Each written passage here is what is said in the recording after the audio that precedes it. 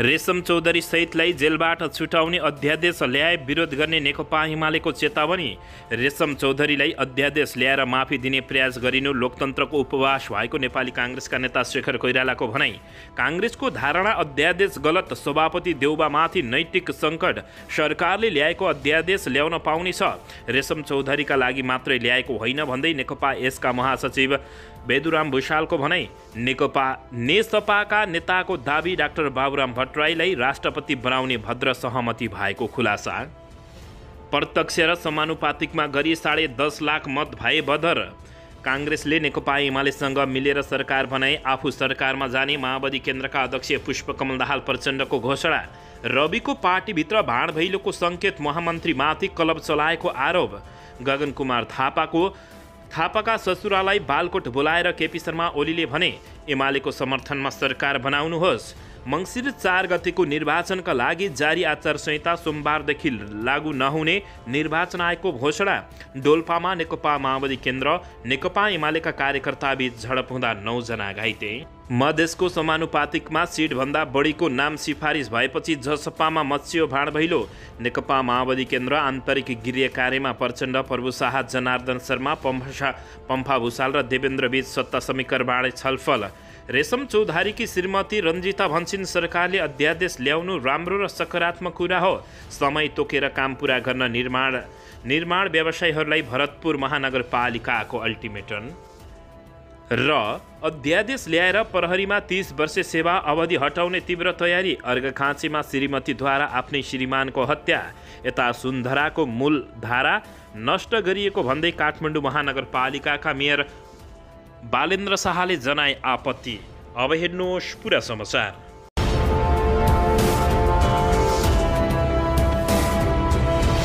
दर्शकबिन नमस्कार, तपाईहरू यति बेला युआर नेपाली युट्युब च्यानल हेर्दै हुनुहुन्छ। दर्शकबिन, यदि हाम्रो च्यानल युआर नेपालीसँग अझै पनि सब्सक्राइब गरेर जोडिनु भएको छैन भने सब्सक्राइब गरी जोडिनुहोला, साथै सँगै रहेको बेल आइकनलाई दबाउन पनि नभुल्नुहोला। दर्शकबिन, तपाईहरूले हामीलाई कहाँदेखि हेर्दै हुनुहुन्छ, कस्तो अवस्थामा हेर्दै हुनुहुन्छ, देशदेखि हेर्दै हुनुहुन्छ या विदेशदेखि हेर्दै हुनुहुन्छ? यदि हामीलाई रेगुलर हेर्नुहुन्छ भने रेगुलर र पहिलोपटक हेर्दै हुनुहुन्छ भने पहिलोपटक भने कमेन्ट बक्समा गई कमेन्ट गरी हाम्रो मेहनतको लागि एउटा सानो लाइक गर्न पनि नभुल्नुहोला। दर्शकबिन, रेशमलाल चौधरी सहितलाई जेलबाट छुटाउने अध्यादेश ल्याए नेकपा एमाले विरोध गर्ने चेतावनी दिएको छ। नेकपा एमालेका उपमहासचिव विष्णु रिमालले आजीवन कारावासको सजाय भोगिरहेका रेशमलाल चौधरी सहितका नेता कार्यकर्तालाई रिहाई गर्ने गरी सरकारले ल्याउन लागेको अध्यादेशप्रति आपत्ति जनाएका छन्। उनले संविधानको रक्षा गर्छौं भन्ने चुनावी नारा घन्काएको गठबन्धन सरकारले संविधानको भावनामाथि नै असर पर्ने गरी यस्तो अध्यादेश ल्याउन खोज्नु आफैमा गलत भएको बताएका छन्। सरकारले उक्त अध्यादेश ल्याए नेकपा एमाले त्यसको सशक्त विरोध गर्ने समेत उपमहासचिव रिमालले स्पष्ट पारेका छन्। राजनीतिलाई अपराधीकरण गर्ने र अपराधीलाई राजनीतिकरण गर्न सकिन्छ भन्ने दृष्टान्त सहितका काम चलाउ सरकारले विधेयक मार्फत शासन गर्छु भन्नु नै गलत भएको उनको टिप्पणी रहेको छ। उपमहासचिव रिमालले काम चलाउ सरकारलाई कुनै पनि खालको अध्यादेश ल्याउने अधिकार नै नभएको तर्क गरेका छन्। उनले नयाँ सांसदहरू चुनिएर आएकाले वर्तमान सरकारले मुलुकमा दूरगामी महत्त्वको कुनै पनि काम गर्न नमिल्ने जिकिर समेत गरेका छन्। उनीहरू संविधानको रक्षा गर्छु भन्नेले नै संविधानको भावनालाई नै असर पर्ने गरी यो काम गर्नै हुँदैन थियो, त्यो मन्त्री परिषदले निर्णय गरेको छ भन्ने हामीले सुनेका छौँ। राष्ट्रपति कहाँ पुगे नपुगेको थाहा छैन, मिडियामा आएको छ यो काम गर्नु नै गलत हो। पहिला जुनसुकै किसिमको होस्, पहिलो कुरा अहिले यतिखेर अध्यादेश नै ल्याउनु हुँदैन उनले बताएका छन्। यदि यो अध्यादेश पास भए नेकपा एमाले आगो बाल्ने समेत चेतावनी दिएका छन्। दर्शकबिन, यसैबीच यता अध्यादेश ल्याएर रेशम चौधरीलाई माफी दिने प्रयास लोकतन्त्रको उपहास भएको नेपाली काङ्ग्रेसकै नेता शेखर कोइराला र गगन कुमार थापा विश्वप्रकाश शर्माले बताएका छन्। नेपाली काङ्ग्रेसका नेता डाक्टर शेखर कोइरालाले अध्यादेश मार्फत कानुन संशोधन गरी अदालतले दोषी ठहराएका रेशम चौधरीलाई माफी दिने प्रयास गरिनु गैर कानुनी शासन, संसदीय प्रणाली, राजनीतिक र लोकतन्त्र विरुद्धको मर्मको उपहास भएको बताएका छन्। उनले भनेका छन्, अध्यादेश मार्फत कानुन संशोधन गरी अदालतले दोषी ठहराइसकेकालाई माफी दिने प्रयास गरिनु कानुनी शासन, संसदीय प्रणाली, राजनीतिक र लोकतान्त्रिक मर्मको उपभास भएको बताएका छन्। उनले आफू अनुकूलको राजनीतिक सहजताको लागि कानुनलाई बङ्ग्याउने छुट कसैलाई नभएको बताएका छन्। आफू अनुकूलको राजनीतिक सहजताको लागि कानुनलाई बङ्ग्याउने छुट कसैलाई छैन, भोलि यसले गलत नजिर बस्न जान्छ उनले बताएका छन्। दर्शकबिन, काङ्ग्रेसका नेताहरूले समेत धेरै नेताहरूले काङ्ग्रेसका सभापति शेरबहादुर देउबाको यो निर्णयलाई निकै गलत भनेका छन्। यसैबीच नेता गगन कुमार थापा, विश्वप्रकाश शर्मा लगायतका नेताहरूले पनि प्रधानमन्त्री शेरबहादुर देउबाले लिएको यो अध्यादेशलाई निकै गम्भीर र त्रुटिपूर्ण भनेका छन्। नेपाली काङ्ग्रेसका सभापति समेत रहेका प्रधानमन्त्री शेरबहादुर देउबाको विवादास्पद अध्यादेश ल्याउने निर्णयमा महामन्त्री द्वय गगन कुमार थापा र विश्वप्रकाश शर्माले असहमति प्रकट गरेका हुन्। आइतबार बसेको मन्त्री परिषद बैठकबाट गरिएको उक्त निर्णय पार्टीको नभएकोले गलत निर्णयको भारी बोक्न नसक्ने भन्दै काङ्ग्रेसको धारणा सार्वजनिक गरिएको छ। महामन्त्री द्वय एक ठाउँ उभिँदै टिकापुर प्रकरणका दोषीले आम माफी दिने गरी ल्याउन लागि अध्यादेशमा पार्टीको समर्थन नरहेको स्पष्ट पारेका छन्। पार्टीको दोस्रो कार्यकारी पदमा आसीन महामन्त्री द्वयले असहमति प्रकट गरेपछि देउबामाथि नैतिक प्रश्न समेत सिर्जना भएको छ। दर्शकबिन, यसैबीच आउनुहोस् अर्को समाचारतर्फ लागौँ। काठमाडौँको धरहरा पुनर्निर्माणको क्रममा सुन्धारामा पानी पठाउने मूलधारा नष्ट हुने गरी डोजर चलाइएको भन्दै काठमाडौँ महानगरपालिकाका मेयर बालेन्द्र शाहले आपत्ति जनाएका छन्। काठमाडौँको न्यू रोडमा रहेको सङ्कटा क्लबमा आज सोमबार आयोजित पत्रकार भेटघाटमा मेयर बालेन्द्र शाहले नेपालको मौलिक कला सांस्कृतिक नमुनाका रूपमा रहेको ऐतिहासिक सुन्धाराको संरचना पुनर्निर्माणका नाममा भत्काउन नहुने र त्यसलाई संरक्षण गरिराख्नुपर्ने आवश्यकतामा जोड दिएका छन्। उनले सुन्धारामा निर्माण भइरहेको संरचनाको विरोध गर्नुका साथै त्यहाँ भइरहेका सम्पूर्ण निर्माण कार्य रोक्न सम्बन्धित ठेकेदारलाई अनुरोध गरेका छन्। रमण कन्स्ट्रक्सन कम्पनीले सुन्धाराको ठिक पछाडि ठूलो खाडल बनाई त्यहाँ 1 लाख लिटर पानी अट्ने विशाल ट्याङ्की निर्माण गर्ने क्रममा त्यो ऐतिहासिक संरचनाको मुख्य वस्तु कठको लामो पाइप नष्ट हुन गएको भन्दै हिजो आइतबार स्थानीयवासी क्लबका प्रतिनिधि तथा वडा नम्बर 22 का अध्यक्षको सक्रियतामा त्यो निर्माण कार्यको विरोध भएको थियो।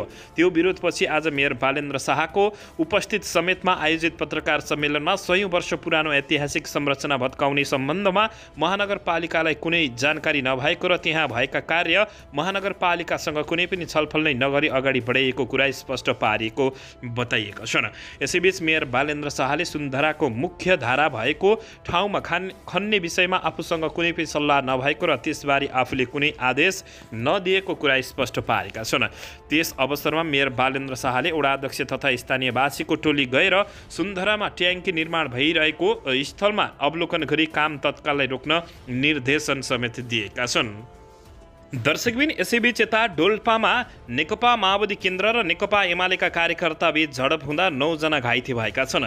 डोल्पामा नेकपा एमाले र नेकपा माओवादी केन्द्रका कार्यकर्ताबीच झडप भएको छ। सामान्य विवादले उग्र रूप लिएपछि भएको झडपमा परि 9 जना घाइते भएका छन्। घाइते हुनेमा नेकपा एमाले समर्थित 4 जना रहेको छन्। नेकपा माओवादी केन्द्र समर्थित 5 जना कार्यकर्ता रहेको कर्णाली प्रदेश प्रहरी कार्यालयले जानकारी दिएको छ। प्रहरी चौकी माझगाउँलाई उद्धृत गर्दै प्रदेश प्रहरी कार्यालयका अनुसार आइतबार राति थापागाउँ स्थित वडा कार्यालय नजिकका झडप भएको थियो। उनीहरूले मादक पदार्थ सेवन गरेका थिए भने सामान्य विवाद भई झै झगडा हुँदा उनीहरू घाइते भएका हुन्। घाइतेको स्थानीय स्वास्थ्य चौकीमा झ्याकोटमा उपचार भइरहेको खबर प्राप्त भएको छ। दर्शकबिन, यसैबीच आउनुहोस् अर्को समाचारतर्फ लागौँ। मङ्सिर 4 गते भएको प्रदेश तथा प्रतिनिधि सभा निर्वाचनका लागि लागू भएको निर्वाचन आचार संहिता आज सोमबारदेखि लागू नरहने भएको छ। यसैबीच असोज 12 गतेदेखि देशभर लागू भएको निर्वाचन आचार संहिता सोमबारदेखि लागू नरहने निर्वाचन आयोगले जानकारी दिएको छ। मन्त्री परिषदको भदौ 19 गतेको निर्णय अनुसार प्रतिनिधि सभा सदस्य निर्वाचन ऐन 2074 को दफा 6 को उपदफा 1 तथा प्रदेश सभा सदस्य निर्वाचन ऐन 2074 को दफा 6 को उपदफा 1 बमोजिम निर्वाचन आचार संहिता लागू भएको थियो। आचार संहिता लागू नरहने निर्णयको जानकारी प्रधानमन्त्री तथा मन्त्री परिषदको कार्यालय, सम्पूर्ण मन्त्रालयहरू तथा संवैधानिक निकायहरूमा गराइएको निर्वाचन आयोगले जानकारी दिएको छ। दर्शकबिन, निर्वाचन आयोगले प्रदेश तथा प्रतिनिधि सभा निर्वाचन 2079 को अन्तिम नतिजा मङ्सिर 29 गते राष्ट्रपति विद्यादेवी भण्डारीलाई बुझाउने गरी तयारी गरेको समेत जानकारी प्राप्त भएको छ। दर्शक महानुभावहरू, पछिल्लो समय नेपालमा सरकारले कसको सत्ता बन्छ भनेर यति बेला रस्साकसी चलिरहेको छ। दर्शकबिन यसैबीच आउनुहोस् अर्को समाचारतर्फ लागौँ। गगन कुमार थापाका ससुरालाई बालकोट बोलाएर केपी शर्मा ओलीले नेकपा एमालेको समर्थनमा सरकार बनाउनु लगाएका छन्। नेकपा एमालेका अध्यक्ष एवं पूर्व प्रधानमन्त्री केपी शर्मा ओलीले नेपाली काङ्ग्रेस र नेकपा एमाले मिलेर सरकार बनाउनु पर्ने प्रस्ताव दोहोऱ्याएका छन्। दुई ठूला दल मिल्नुपर्ने कतिपय नेकपा एमाले नेताका धारणा सार्वजनिक भइरहेका बेला हिजो काङ्ग्रेसका नेता अर्जुन नरसिंह केसीले आफ्नै निवासमा बोलाएर केपी शर्मा ओलीले सहकार्यको प्रस्ताव राखेका हुन्। केसीको आज नेकपा माओवादी केन्द्रका अध्यक्ष प्रचण्डलाई भेट्ने समेत कार्यक्रम रहेको अवस्थामा प्रचण्डलाई उनले भेटिसकेका छन्। हिजो साँझ बालकोटमा भएको भेटमा अध्यक्ष केपी शर्मा ओलीले काङ्ग्रेस र नेकपा एमाले मिलेर मुलुकमा राजनीतिक स्थिरता दिनुपर्ने धारणा राखेको बताइएको छ। तर केपी शर्मा ओलीको प्रस्तावमा नेता केसीले भने तत्काल आफूले त्यस्तो सम्भावना नदेखेको जवाफ फर्काएका थिए। गठबन्धन गरेर चुनावमा गएकाले यही गठबन्धनलाई निरन्तरता दिनुपर्ने नैतिक दायित्वमा काङ्ग्रेस रहेकाले अहिले नै अर्को विकल्पमा जाने सम्भावना नरहेको केसीको जवाबपछि समसामयिक राजनीतिका विषयमा छलफल चलेको थियो। भेटका क्रममा झन्डै 2.5 घण्टा राष्ट्रिय तथा अन्तर्राष्ट्रिय राजनीतिक घटनाक्रमबारे छलफल भएको जानकारी स्रोतले दिएको छ। पछिल्लो समय विकसित परिस्थिति र त्यसले नेपाली राजनीतिमा पर्ने प्रभावका विषयमा केपी शर्मा ओली र केसीले आफ्ना दृष्टिकोणसहित धारणा राखेको जानकारी प्राप्त भएको छ। त्यस्तै निर्वाचन मतपरिणामप्रति समेत अध्यक्ष केपी शर्मा ओली सन्तुष्ट नदेखिएको भेटघाटबारे जानकार स्रोतले बताएको छ। खास गरी स्वतन्त्र उम्मेद्वार र नयाँ दलहरूप्रति केपी शर्मा ओलीले असन्तुष्टि जनाएका छन्। बालकोटको बेलाहेटमा भेटघाट भएको भनिए पनि नेता केसीले भने नुवाकोटबाट फर्केपछि सबै शीर्ष नेतालाई भेट्ने क्रममा ओलीसँग पनि भेट गरेको बताएका हुन्। नेपाली काङ्ग्रेस नेतृत्वको सत्तारूढ दल गठबन्धन भत्काउन रणनीतिक योजनाहरू गइरहेका केपी शर्मा ओलीले निर्वाचनको परिणाम सार्वजनिक भइरहँदा काङ्ग्रेसका अर्का नेता प्रकाश मान सिंहलाई पनि सोही प्रस्ताव राखेका थिए। त्यसअघि माओवादी केन्द्रका अध्यक्ष पुष्पकमल दाहाल प्रचण्डलाई पनि टेलिफोन गरी वामपन्थी सरकार गठनको प्रस्ताव केपी शर्मा ओलीले गरिसकेका छन्। दर्शकबिन यसैबीच आउनुहोस् अर्को समाचारतर्फ लागौँ। राष्ट्रिय स्वतन्त्र पार्टीका महामन्त्री मुकुल ढकालले समानुपातिक सूचीमा मनोमानी गरेको भन्दै रवि लामिछाने नेतृत्वको पार्टीभित्र निकै ठुलो विद्रोह चुलिएको छ। समानुपातिकतर्फ 13 जना सदस्यको नाम छान्दा आफ्नै गुरुआमा डाक्टर चन्द कार्कीलाई नियम मिचेर सांसद बनाएपछि उनी विरुद्ध केन्द्रीय सदस्य गणेश कार्की र दीपक बोहरा समूह खनिएको छ। केन्द्रीय सदस्य कार्कीले पार्टी महामन्त्री ढकालले आफ्नै गुरुआमालाई गुरु दक्षिणा दिएपछि आफू र अर्का केन्द्रीय सदस्य दीपक बोहरा सांसद नभएको दावी गरेका छन्। पार्टी सभापति रवि लामिछानेलाई समेत गुमराहमा राखेर उनले समानुपातिक सूचीमा आफू खुसी कैँची चलाएको रवि लामिछाने पक्षधारहरूको गुनासो रहेको छ।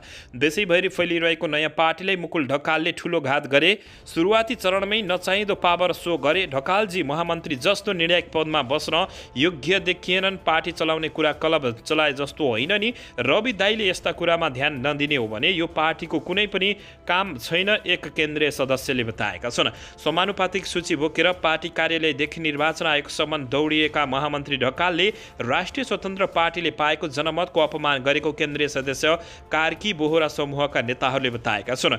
स्रोतका अनुसार सभापति रवि लामिछानेले सुरुदेखि नै साथ दिँदै आएका केन्द्रीय सदस्य दीपक बोहरा र निर्वाचनमा राम्रोसँग खटिएको भनिएका केन्द्रीय सदस्य गणेश कार्कीलाई सभापतिको कोर टिमबाट बाहिर राख्ने महामन्त्री ढकालको चाहना भएको अर्को आरोप पनि लागेको छ। मुकुलजी भन्दा पार्टीमा दीपक दाई र गणेश दाईको धेरै योगदान छ। उहाँ रवि दाईका कारण महामन्त्री चुनिनु भएको हो, तर उहाँमा एकाएक दम्ब बढ्यो। पार्टी भनेकै मै हुँ जस्तो गर्न लाग्नुभयो। यस्तो पनि हुन्छ र प्रश्न गरेका छन्। यसरी चल्छ र पार्टी बोहराजी निकट एक नेता सदस्यले भनेका छन्। राष्ट्रिय स्वतन्त्र पार्टीका पदाधिकारी तथा वरिष्ठ नेताहरूले महामन्त्री ढकालकी गुरुआमा डाक्टर कार्की सँगै केन्द्रीय सदस्य निशा डाँगी र पूर्व पत्रकार विनिता कठायतलाई नियमित मिचेर सांसद बनाएको दावी समेत गरेका छन्। महामन्त्री द्वय ढकालको भूमिकालाई लिएर धेरैजसो केन्द्रीय सदस्यहरू असन्तुष्टि रहेको